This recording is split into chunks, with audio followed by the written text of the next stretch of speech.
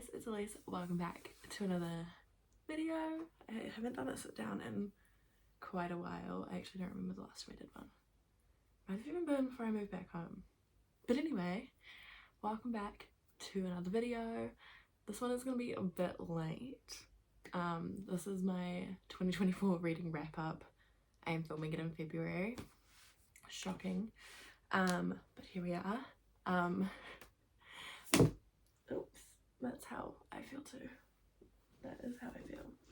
But anyway, let's get started. We're gonna start with the first book that I read this year, but we're also gonna do it in, like, if I read the series, I'm gonna just talk about them all at once because I can't even talk about the individuals anyways. But holy shit, it's really hot in my room right now, but we're gonna carry on.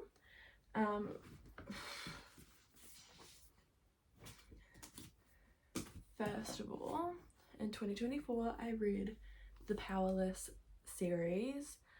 Obviously not all at once because these came out later in the year. But Powerless I technically read in 2023, but I finished it, like, when did I finish it? Finished it on the 10th of January and I started it on the 20th of December. But I gave this one 5 stars. The reason I think it took me so long is because at this time I was working full-time in a job I didn't really like too much, and I was doing all these really random shifts. Like, I was doing like 5 to 1, and so when I got home I would just go have a nap and then life happens. But anyways, not that we care too much.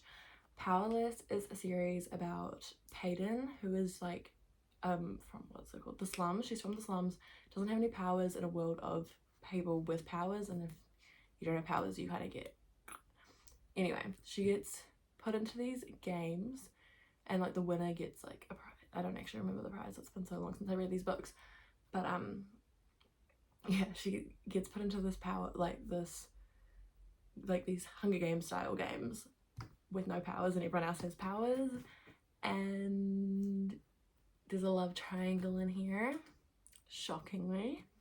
I don't even know when the third one comes out. When does the third Powerless book 3? Pretty sure there was an announcement of the date.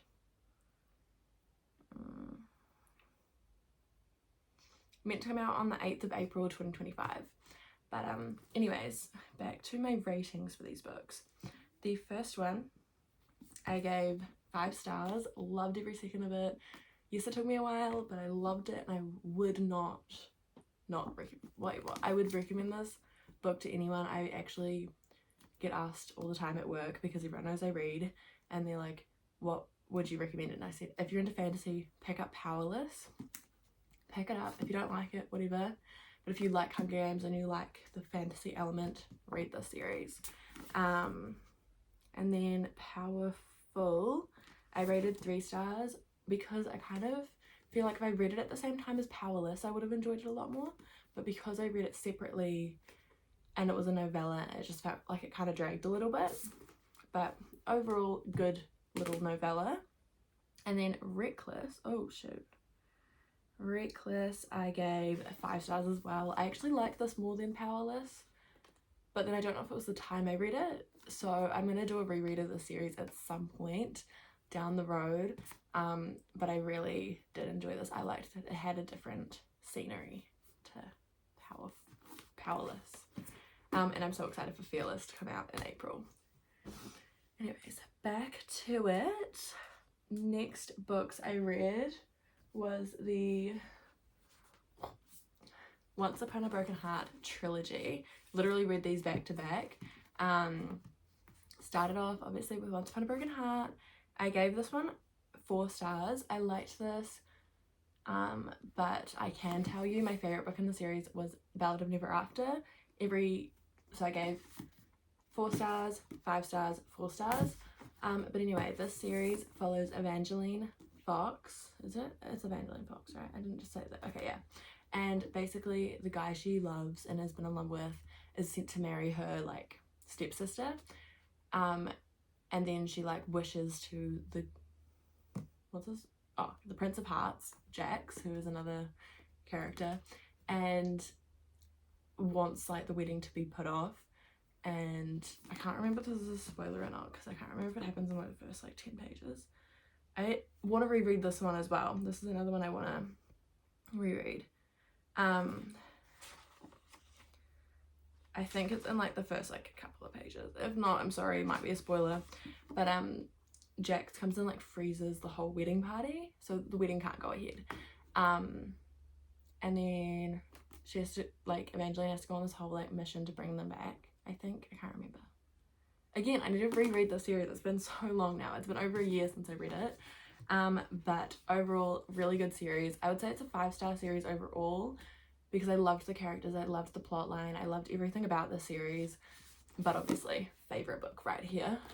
But anyway, I also have very strong opinions about this, and I'm just going to talk about Caraval at the same time because I've only read one book between them.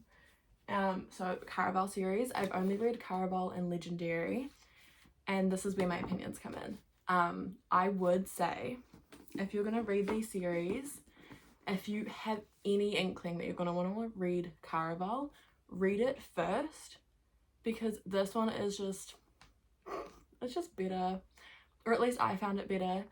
Like this one, I found the first 2 books, at least for me, were kind of a bit repetitive and I couldn't get into them. Both of them put me into slumps, really bad slumps.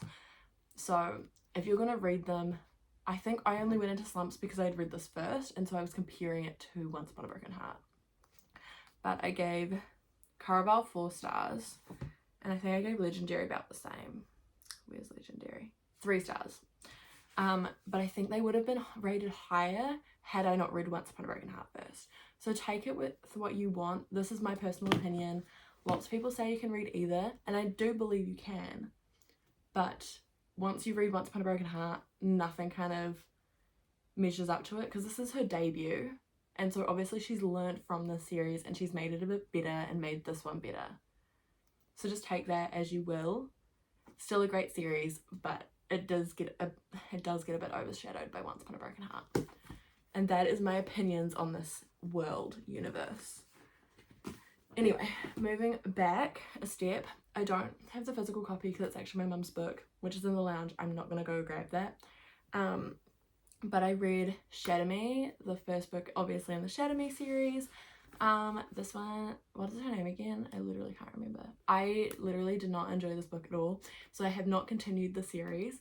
And it's, I think because I was in a slump after Once Upon a Broken Heart, like I literally could not get out of the slump, and I tried for so long. Like between the ending of me finishing Shatter Me, it took me until so I finished Shatter Me on February 21st, and I finished Caraval, which is the book I read immediately after this. I finished that on March 22nd because I was in that much of a slump. Like I was smashing out books like at least once a week, and then all of a sudden I just couldn't finish books. So Once Upon a Broken Heart put me into a bit of a slump, and then like because it was so good, everything else couldn't compare, and then Shadow Me just like dug me further into that hole. So I could not tell you what it was about because I think I like blacked out most of it, but that's fine. We're gonna move on though. Next I have, where is it? I'm gonna talk about the whole series in one, even though I spread this out throughout the whole year. The last one I read, I think, just before I moved out of the flat. But it's the Eden series by Devney Perry, which I read Indigo Ridge, Juniper Hill, Garnet Flats, Jasper Vale, and Crimson River. The last one I have to read is Sable Peak, and I am putting it off because I love this universe so much, and I don't want to say goodbye to these characters. But anyway, I read the first 3 back to back. I read Indigo Ridge, which I gave 5 stars. This one follows Wynn, who's her name? Wynn? Yeah, Wynn and Griffin. Wynn is the new chief of police in Quincy, and Griffin is like part of the Eden's family, which is like Quincy royalty basically, and they get off onto a bad start and it doesn't really go so well. But I gave this one 5 stars. Loved this. Probably my favorite book in the series, not gonna lie. Anyway, and then I read Juniper Hill, which follows Knox and Memphis. Memphis is a single mum. Knox is like a chef at the family restaurant. And I gave this one 4 stars, and I love this one too. I think these are definitely my favourite 2 in the series. And of course they're the first 2 books, so we'll definitely go back to rereading the series at some point. I just don't know when, because I've never reread a book yet, and I've been reading for like 2 years. Started reading end of 2022, beginning of 2025, so like 2 years. Anyway, and then I read Garnet Flats, which follows Talia and what's his name? Foster. And Talia is the doctor at the like hospital in the town. Foster is like a, what is it called? I literally don't even remember. He's a boxer, that's all I know, but there's like a proper name for it. But anyway, they used to date in like college, and then they broke up due to something that is mentioned in the book, but I'm not going to say because it's not mentioned on the back. I don't think. I never read the back of books, so I have no idea. But I gave that one 4 stars as well. It's a second chance romance. I loved it. And then on to the next ones, we have Jasper Vale, which follows Eloise and Jasper. Eloise and Jasper get married in Vegas during the events of Garnet Flats. So it was like they were drunk and got married. So it's, I guess, like a marriage of convenience because they both get something out of being married, like that kind of stuff. I gave this one, this one I read a little while after. Gave this one 3 stars. Wasn't my favourite, obviously. We know which ones were my favourite in the series. So I'm just gonna move on because I'm not gonna be able to rave about them as much as I can rave about the other ones. And then Crimson River redeemed itself. This one I gave 4 stars, and it follows Lila and Vance. Vance is like an undercover cop, and Lila runs like the Eden's coffee shop. Basically in like the first couple of chapters, so might be a spoiler, but it's not really. It happens like within the first like 50 pages. Lila's on a walk and she gets like by a random guy in the woods, and then Vance comes to town because it matches a guy that's been in this case that's going on for like a couple of years now, and gets really close to Lila to figure out what, like, where he is, find out everything, and it is the same guy, spoiler alert. But yeah, they basically fall in love through that, and I'm so excited to read Sable Peak, but I really don't want to because I've formed emotional attachment to these characters and I don't want to say goodbye at all. I mean, I can reread obviously, but the fact that there's gonna be no more books, I think, in the series is gonna be very sad. Moving on back up to where I'm at.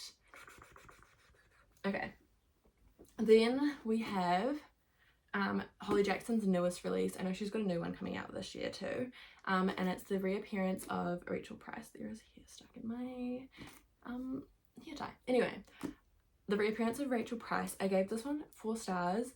It follows Belle, whose mother goes missing when she's like 2, and it's now like 16 years later. They're making like a documentary about the disappearance and all the, like, the whole case.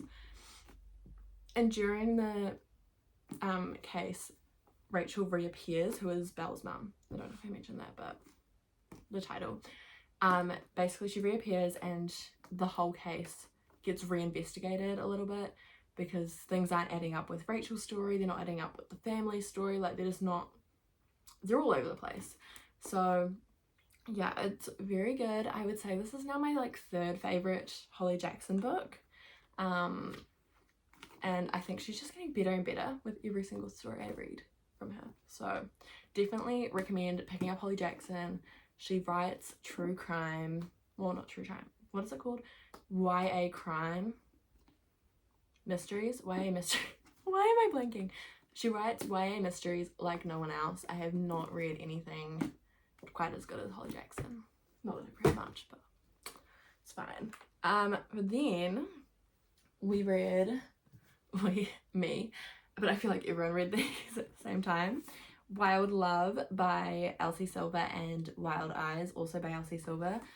These are in her new series, Rose Hill. Wild Eyes comes out in a couple weeks. I'm so excited. Comes out on the 5th of March. So keep an eye out for me reading that.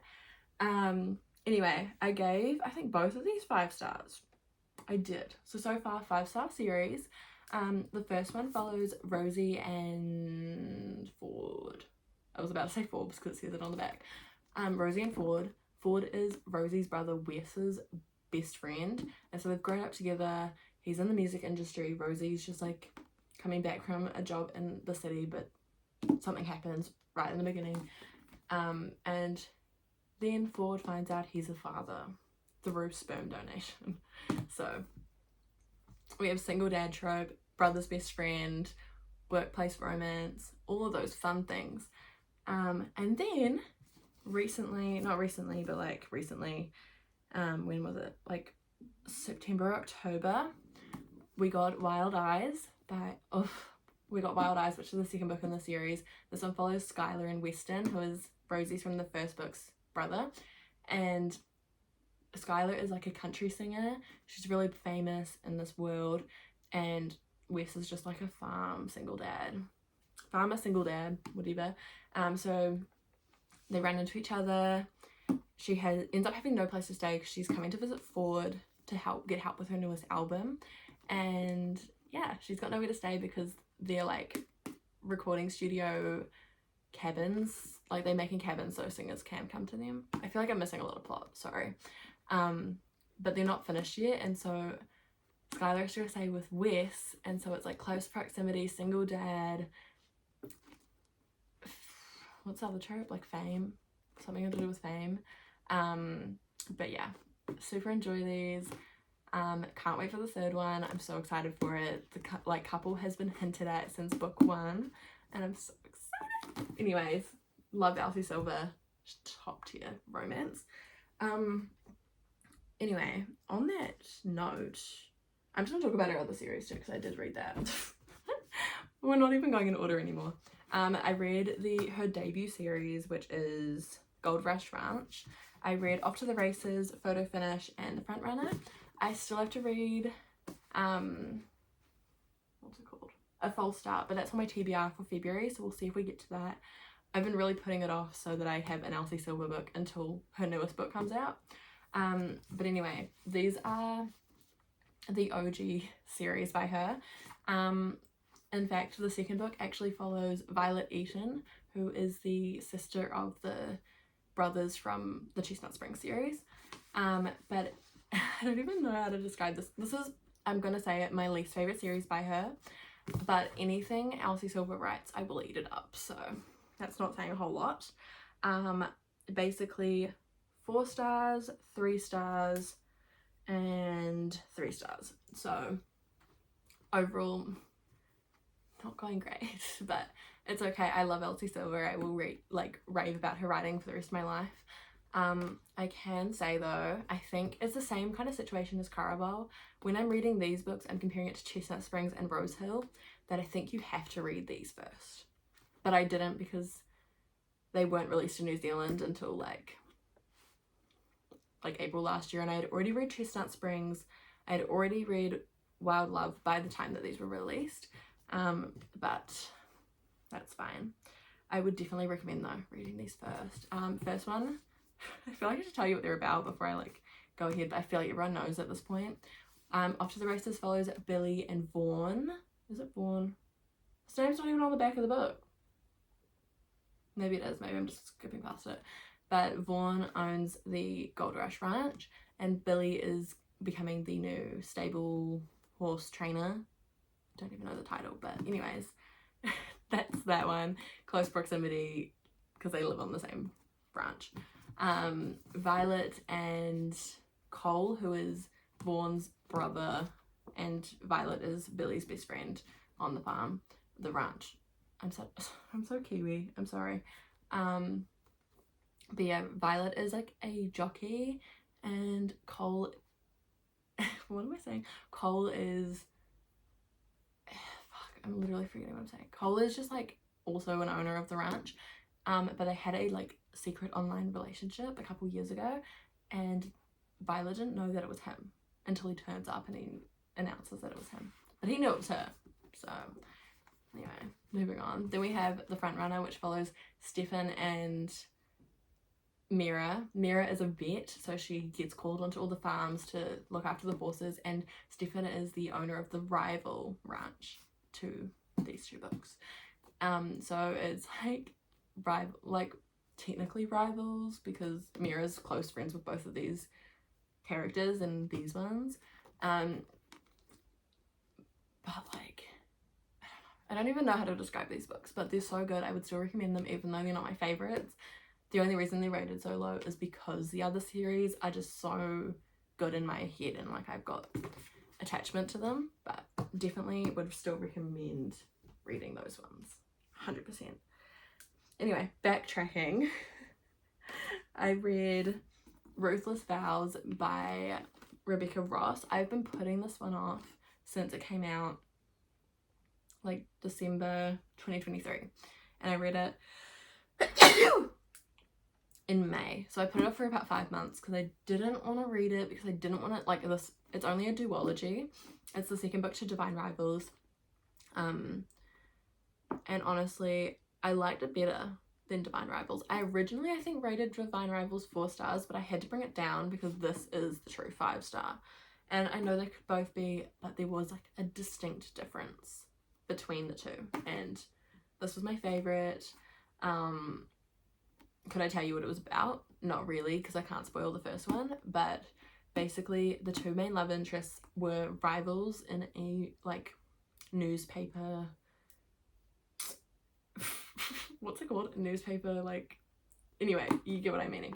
I think, I don't know, but, and then anyway, there's a war going on, and they both get sent off to the front lines to report the war and be like the middle ground, the Switzerland, I guess, of the war, and write from both sides of the story. And then things happen, and I can't say anymore because it will spoil it, I think.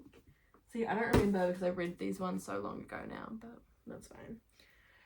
Anyway, next I read Binding 13 by Chloe Walsh. I gave this 5 stars. It follows, I keep blanking on the names. I literally know their names when I'm like starting to say it, but I get to their names and I forget. It's Shannon and Johnny. Johnny is like the star rugby player at the school that they go to, and Shannon is the new girl. They have an incident where Johnny hits her in the head with a ball, and it starts a not a rivalry, but like the families don't really like each other because of this incident. Mainly Shannon's family doesn't like Johnny. But I'm so excited to finish reading Keeping 13. I DNF'd it originally because I wasn't in a romance mood, but now I'm back in my romance era and I kind of want to read it again. So it's on my TBR for February. So we'll see if I get to it. But I'm so excited to continue the series. Like, it's so thick, but I wish they were longer. Does that make sense? Like, when this ended, I like almost cried because I really wanted to read the second one and I didn't have the second one. But it's okay. It's okay. And then I got the second one and I didn't read it. Do you know how funny that is? Anyways, getting down to the final ones that I read, we have Iron Flame by Rebecca Yaros. This one I gave it 3 stars. I thought I gave it 4. Anyway, I'm going to reread the series soon, so we'll see my new feelings on this. But originally I DNF'd it. I did start reading it when it came out in November 2023, but I don't think I was in a fantasy mood.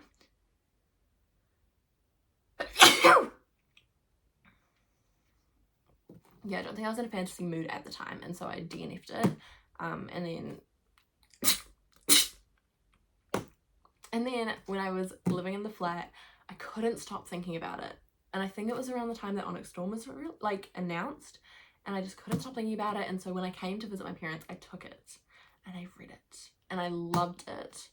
But because I had DNF'd it originally, I was like, I can't give this higher than like a 3 or 4 star. But I just, Xaden and Violet, I literally just finished Onyx Storm like a week ago.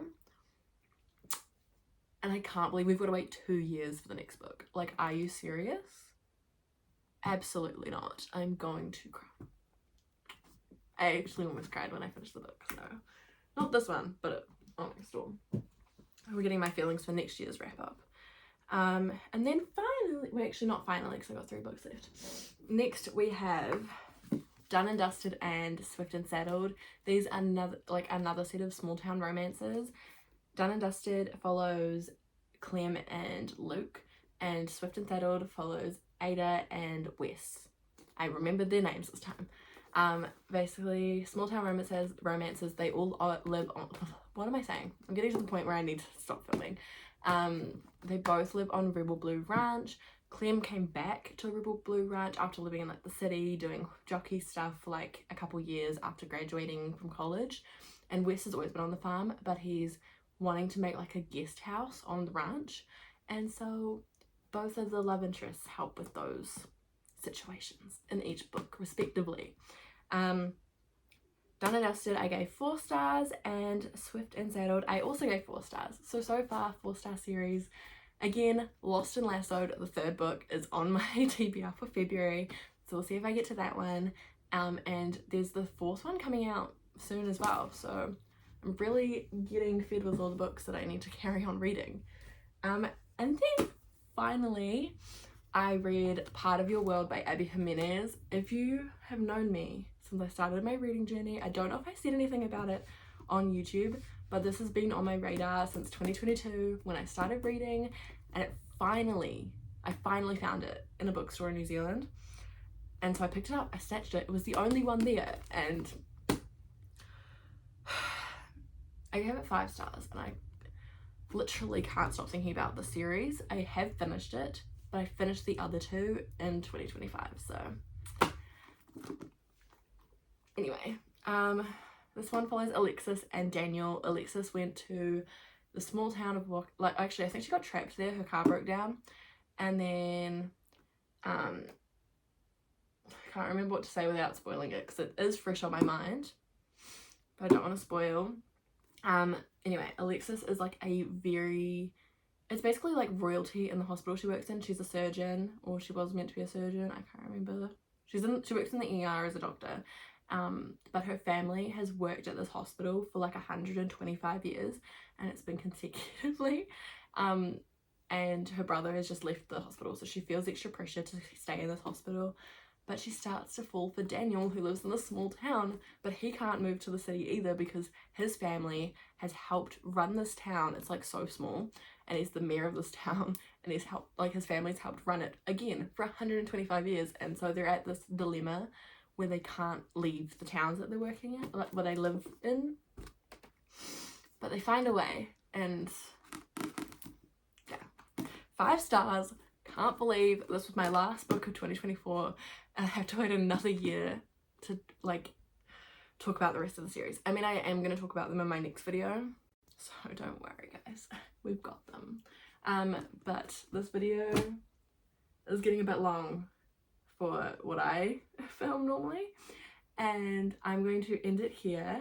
I hope you guys had a great time listening to me rant and ramble off, and I don't even know what I said half the time, but I hope you guys enjoyed, and I will see you guys all in my next video next week, which should be my January wrap up, or it's a vlog, because I got both of those in the works right now. But anyway, I hope you guys enjoyed, and I will see you guys all next week. Bye!